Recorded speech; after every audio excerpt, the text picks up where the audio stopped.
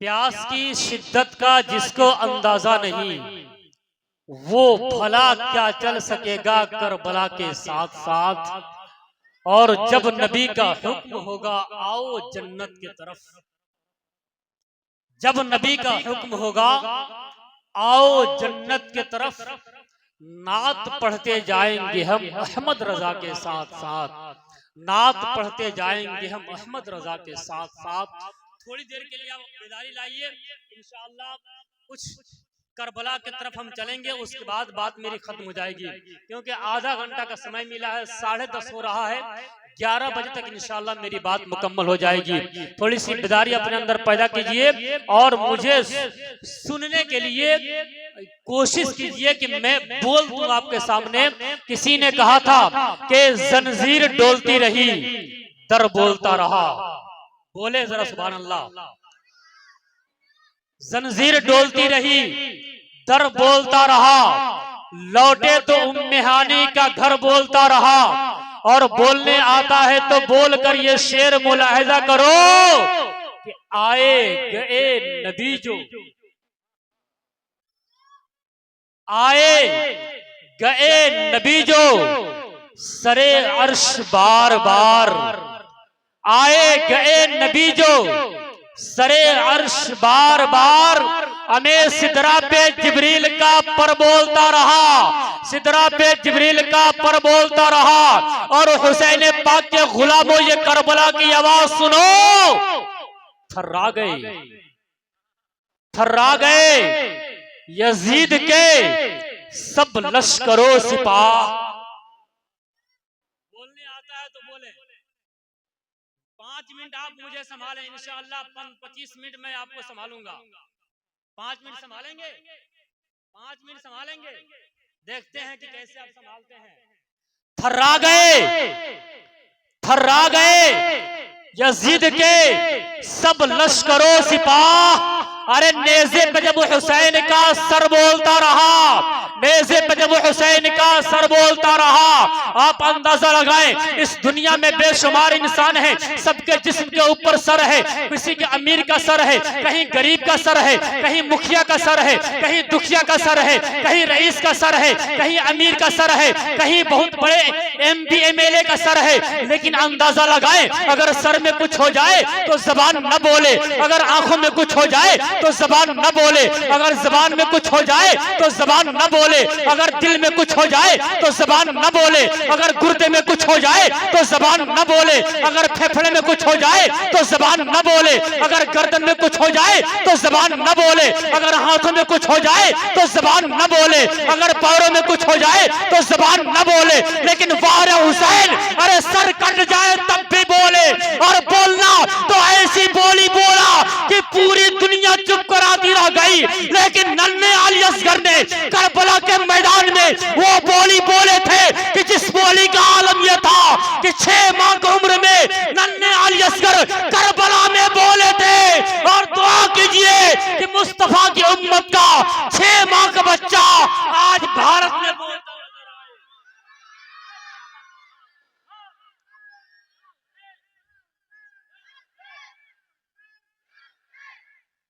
जब जब इस दुनिया में बोलने वाले आए हैं, चुप कराने वाले मुखालिफ खड़े हुए हैं।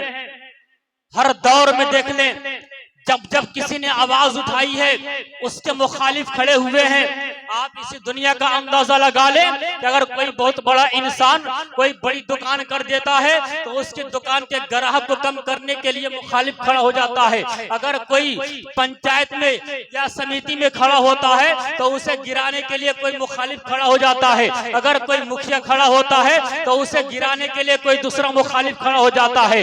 हर दौर में ये होता चला आया है, हर दौर में होता रहा है। जब आदम अलैहिस्सलाम आए उनको चुप कराने के लिए इब्लीस आ गया, लेकिन इब्लीस चुप हो गया, आदम बोलते रहे। मूसा जब आए तो उनको चुप कराने के लिए फिरौन आया, लेकिन फिरौन चुप हो गया, कलीमुल्लाह बोलते रहे। इब्राहिम जब आए तो उनको चुप कराने के लिए नमरूद आया, आग जलाकर कहता था ऐ इब्राहिम चुप हो जा वरना आग में डाल दूंगा, खामोश हो जा वरना आग में डाल दूंगा। मेरे इब्राहिम मुस्कुराकर फरमाते कि तेरे धड़कते हुए शोलों में खलीलुल्लाह कदम रखेगा, तेरी आग चुप हो जाएगी, लेकिन अल्लाह का खलील बोलता रहेगा। अल्लाह का खलील बोलता रहेगा, लेकिन जब मेरे नबी आए, नबी की आमद हुई, आया मुखालिफ, बहुत बड़ा शैतान जिसे अबू जहल कहते हैं। बोलूं मैं? बोलूं? सुनेंगे? चलेंगे इंशाअल्लाह करबला। मदर भाई याद है ना? अब आया नबी आखिरुज़्ज़मा के मुखालिफत में खड़ा हुआ अबू जहल। इस दुनिया में इंसानों का मिजाज यह है कि अगर किसी को अपने तरफ करना हो तो उसे बुलाकर अपने दरवाजे पर नाश्ता करवा लो, अगर किसी को अपने पक्ष में बुलवाना है तो उसे बुलाकर अपने दरवाजे पर बिरयानी खिला दो, वो तुम्हारे तरफ से बोलना शुरू कर देगा। अगर किसी को अपने तरफ से आवाज उठाने के लिए खड़ा करना है तो 2 4 10 का नोट दिखा दो, वो तुम्हारे तरफ से बोलना शुरू कर देगा। लेकिन नहीं, अबू जहल ने देसी घी का लड्डू खिलाया था, मोटा मोटा माला पहनाया था, पूरी में भी पूजा था और पूरा में भी पूजा था। सब करके मेरे नबी के बरगाह में आया और आकर कहने लगा कि अगर आप बरहक नबी हो तो बता दो मेरी मुट्ठी में क्या है, बता दो मेरी मुट्ठी में क्या है। सवाल गलत। अब मेरे नबी का अंदाज देखें, सवाल भी दुरुस्त कर रहे हैं, जवाब भी दिलवा रहे हैं। कैसे? उसने कहा कि अगर आप बरहक नबी हैं तो बता दीजिए मेरी मुट्ठी में क्या है। मेरे नबी फरमाते हैं मैं बोलूं या तेरी मुट्ठी, मैं बोलूं या तेरी मुट्ठी, मैं क्या हूं? अबू जहल ने सोचा कि इससे बढ़िया गोल्डन चांस और क्या हो सकता है कि लड्डू मेरा खाया है, मेरी बोली बोलेगा, मैंने इसे पूजा है, मेरी बोली बोलेगा, मेरे खानदान वालों ने पूजा है, मेरी बोली बोलेगा, मैंने माला पहनाया है, मेरी बोली बोलेगा, मेरे कबीले वालों ने पूजा है, मेरी बोली बोलेगा, मैंने लड्डू खिलाया है, मेरी बोली बोलेगा, मैंने दूध पिलाया है, मेरी बोली बोलेगा। कहा कि अबू जहल ने कहा कि ठीक है बुलवा दीजिए। अब जरा अंदाजा लगाओ, इधर इशारा मुस्तफा हो रहा है। मेरे नबी ने फरमाया बोल बोल, मेरे नबी ने कहा बोल, इधर इशारा मुस्तफा हो रहा है। उधर अबू जहल की मुट्ठी का कंकड़ घूम रहा है, अब उधर अबू जहल की खोपड़ी घूमने लगी। मैं पूछना चाहता हूँ कि यहाँ खोपड़ी कैसे घूमने लगी? जब दूध पिलाया तो नहीं घूमा, लड्डू खिलाया तो नहीं घूमा, यहाँ कैसे घूमने लगा? तो कंकड़ों ने मुस्कुरा कर जवाब दिया कि अबू जहल सुन सुन, अरे मुट्ठी तेरी है लेकिन कब्जा रसूल का है, मुट्ठी तेरी है लेकिन हुकूमत रसूल की है। मैं तेरी मुट्ठी में रहकर तेरी बोली नहीं बोलूंगा, वही बोलूंगा जो मुस्तफा बोलेंगे, वही बोलूंगा जो मुस्तफा बोलेंगे। ये पीछे वाले कब बोलेंगे भाई? तवज्जो चाहूं, ये दोनों हजरात गायब हो गए, हाफिज तौसीफ साहब और जामी साहब। इंशाअल्लाह दोनों आदमी आएंगे। तवज्जो है ना? मिजाज पाले हैं ना जी? सुने, ये दुनिया का मिजाज।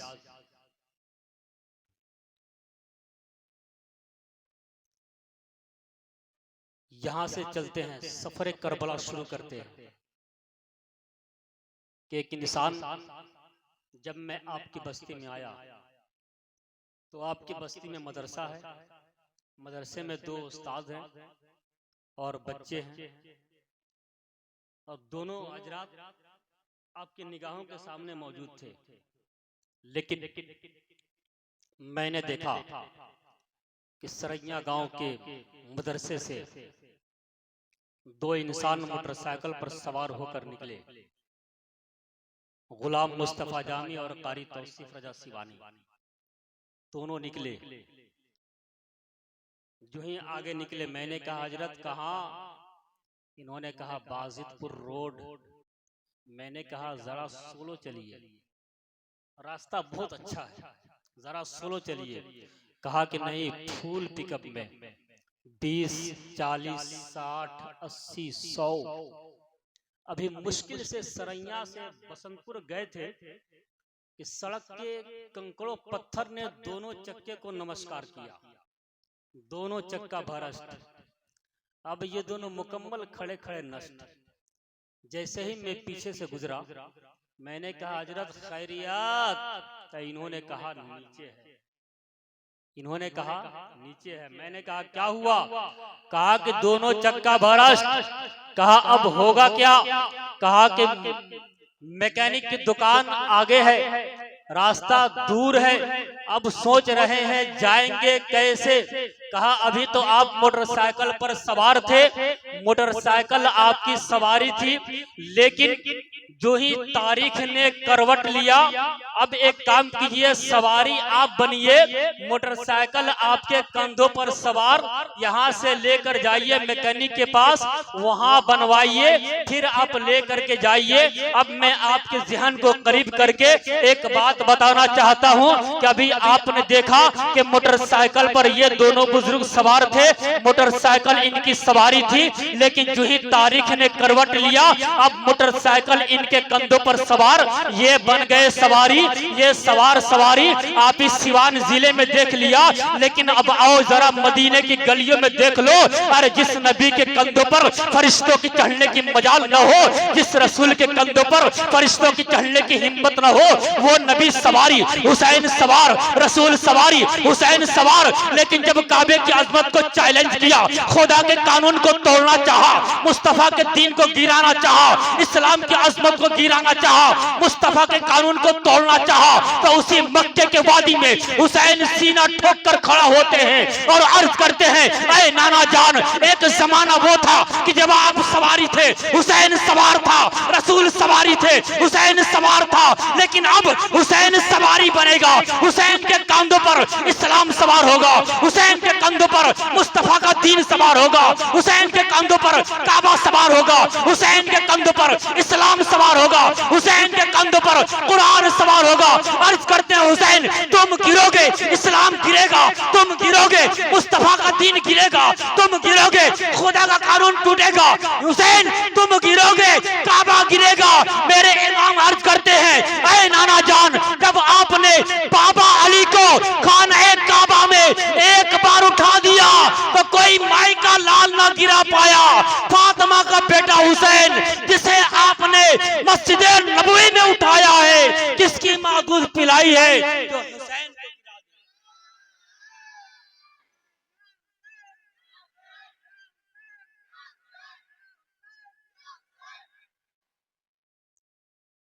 वो हुसैन इब्ने अली करबला के मैदान में गए, जाने की वजह क्या थी? करबला में गए क्यों? यजीद का मंशा क्या था? यजीद का मकसद क्या था? जितने मुख्तसर, जितने हरामकारियां हैं, सबको वो दाखिल करना चाहता था।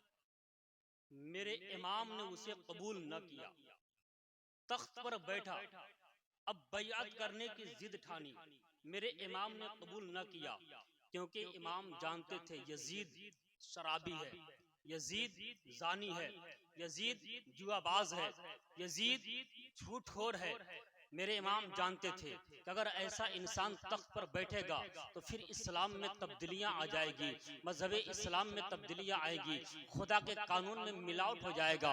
इसलिए मेरे इमाम ने ऐसा ना किया और इसी वजह से उन्हें करबला के मैदान में जाना पड़ा, क्योंकि ये मदीने में थे, मदीना से मक्का आए, मक्का से कूफा के लिए रवानगी कब हुई? जबकि वहाँ के लोगों ने खत भेजना शुरू किया, खत पे खत आने लगे, एक दो नहीं बल्कि 150-200 खतूत आए कि आप यहाँ पे आए, आप जानते हैं कि तख्त पर कौन बैठा है? वो इंसान बैठा है जो शराब पीता है, वो इंसान बैठा है जो झूठ बोलता है, वो इंसान बैठा है जो जुआ खेलता है, इसलिए हम उसकी बैयत को कबूल नहीं करना चाहते हैं। आप कूफा आए, हम आपकी बैयत कबूल करेंगे, आपको अपना रहनुमा मानेंगे, इसलिए आपको आना ही होगा।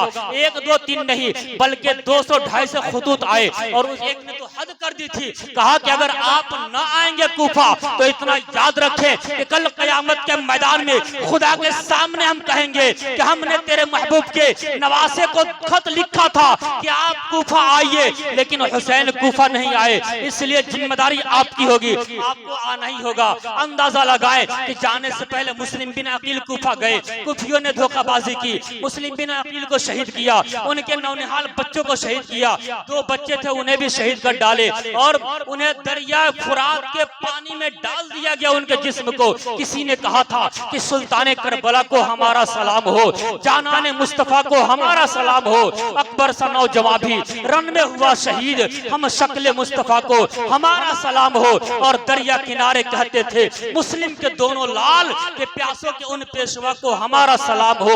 अंदाजा लगाएं कि इन तीनों को शहादत के जाम मिल चुके हैं, लेकिन इमाम मुस्लिम का खत जो मक्का आया है कि आप आइए, यहाँ के हालात सही हैं, आप आइए, यहाँ के लोगों का मिजाज सही है। इमाम हुसैन जाने की तैयारी कर रहे हैं, कूफा के लिए रवाना हो चुके हैं, लेकिन एक इंसान खड़ा हुआ, उसने कहा कि इमाम क्या आपको मालूम नहीं है, और भी सहाबा कराम आए थे, वो सहाबा कराम बड़े बड़े सहाबा कराम अब्दुर्रहमान बिन औफ आए थे, अबू सईद खुदरी आए थे, उन्होंने कहा था इमाम क्या आपको पता नहीं है कि वो कूफा वाले हैं जिन्होंने आपके बाप के साथ गद्दारी की है, वो कूफा वाले हैं जिन्होंने इमाम हसन के साथ गद्दारी की है, आप कूफा ना जाएं, बेहतर है कि आप कूफा ना जाएं, क्योंकि उनकी बेवफाई बड़ी मशहूर है, आप वहां जाएंगे वो बेवफाई कर जाएंगे। लेकिन इमाम ने नहीं माना, वहां से रहलत किए कूफा के लिए रवाना हो चुके हैं, रास्ते में चल रहे हैं, एक मकाम आया जिसका नाम मकाम सफा है, वहां पे जाने के बाद एक शख्स जिसका नाम फुजूक शायर है, उससे मुलाकात हुई, उसने कहा कि हुसैन आप कूफा जा रहे हैं, ना जाना बेहतर रहेगा, क्योंकि मैं जानता हूँ आप भी जानते हैं कि कुफियों का मिजाज कैसा है, यकीनन मेरा दिल ये कह रहा है कि कुफियों का दिल आपका तरफ है, लेकिन उनकी तलवारें यजीद की तरफ है, इसलिए न जाए। आज देखा जाए, एक बात में रुककर बताना चाहता हूँ इन हुसैनियों को कि पूरे साल सोए रहते हैं, पूरे हफ्ता गायब रहते हैं, फजर की अजान होती है घर में सोए रहते हैं, जोहर की अजान होती है मैदान में खेलते रहते हैं, असर की अजान होती है बाजारों में घुमा करते हैं, मगरिब की अजान होती है बाजारों में रहा करते हैं, ऐशा की अजान होती है घर में बिस्तर में सो जाते हैं। ऐसे हुसैनियों से मैं पूछना चाहता हूँ कि आखिर हुसैन है किसका? हुसैन किसका है? बेनमाजियों का? हुसैन है किसका? शराबियों का? हुसैन है किसका? जुआड़ियों का? हुसैन है किसका? जो साल में कभी नमाज नहीं पढ़ता उसका? नहीं, हुसैन उसका नहीं है, बल्कि हुसैन तो उसका है जिसने कहा था कि 1000 बार बशयम दहन से मुझको गुलाब हुनूज़ नाम तू गुफ्तन कमाल बेअदबी। हुसैन उसका है। आज देखा जाए किरदार कैसा हुसैनियों का, कि पूरे साल गायब रहते हैं, लेकिन मुहर्रम का चांद नजर आते ही हुसैनी जज्बा पैदा हो जाता है और कहते हैं कि हुसैनी है, शराब पीकर अखाड़ा निकालते हैं। एक बात मैं अक्सर बोलता हूँ, लोग कहते हैं कि वहाबियों की तरफ खींचे चले जा रहे हैं, लेकिन हक बात वही सुनते हैं जो हक के मानने वाले होते हैं। हम ताजिया बनाते हैं, ढोल बजाते हैं, अखाड़ा निकालते हैं। देखें, अखाड़ा निकालना गलत बात नहीं है, आप निकालें। लाठी भाजना गलत बात नहीं है, ये हुनर है, ये हुनर है। आप इसे सीख रहे हैं कि खुदा ना खास्ता कभी ऐसी नौबत आ गई, इस्लाम के लिए हथियार चलाने पर मजबूर होना पड़ा, तो हम इससे 2 4 10 को संभाल सकते हैं। इस नियत से हम लाठी भाज रहे हैं, तो सीखना और भाजना सब आपका काम है, लेकिन ढोल बजा किधर था? अखाड़ा निकाला कौन था? चलेंगे करबला 10 मिनट के लिए? करबला चलेंगे 10 मिनट के लिए? चलेंगे? सारे लोग बोले चलेंगे करबला? चलेंगे ना? चलिए चलते हैं करबला। इमाम हुसैन जब वहां पहुंचे, कूफा की सरजमीन, शहर से पहले एक शख्स मिला जिसने कहा कि हुसैन रास्ता बदल दो। मेरे इमाम ने कहा कि मैं रास्ता बदलने नहीं बल्कि भटकों को रास्ता दिखाने आया हूं। कहा कि हुसैन जान बचा, मेरे इमाम ने कहा मैं जान बचाने नहीं बल्कि नाना के दीन पर जान लुटाने आया हूँ। कहा कि हुसैन, यजीद की फौज बहुत ज्यादा है, तुम टकरा नहीं सकते। मेरे इमाम ने कहा था कि तादाद ज्यादा दिखाते हो, सुन लो, हुसैन मौत की आंख में आंख डालकर बता देगा कि हुसैन तादाद से डरने नहीं बल्कि तादाद के बीच में घुसकर इस्लाम का परचम लहराने आया। हुसैन गए करबला के मैदान में, क्यों गए? गए ताकि नाना के दीन की हिफाजत की जाए, शराब नोशी से नाना की उम्मती को बचाया जाए, जुआबाजी से नाना की उम्मती को बचाया जाए। गए 83 लोग थे साथ में, सामने 22,000 की फौज, सामने सिर्फ 83 औरतों को लेकर, बच्चों को लेकर। लेकिन ये जितने लोग थे ना साथी, मेरे इमाम ने 9 मुहर्रम के एक खुतबा दिया मैदान में निकलकर यजीदियों के सामने। कहा कि क्या तुम्हें पता नहीं मैं कौन हूं? मैं वही हुसैन हूं जो तुम्हारे नबी के कांधे पर बैठकर खेला करता था। तुम मुझसे जंग करना चाहते हो? क्या तुम मेरा खून बहाना चाहते हो? तुम्हें अंजाम का पता नहीं? बहुत लंबी चौड़ी तकरीर हुई, लेकिन अल मुख्तसर ये कि एक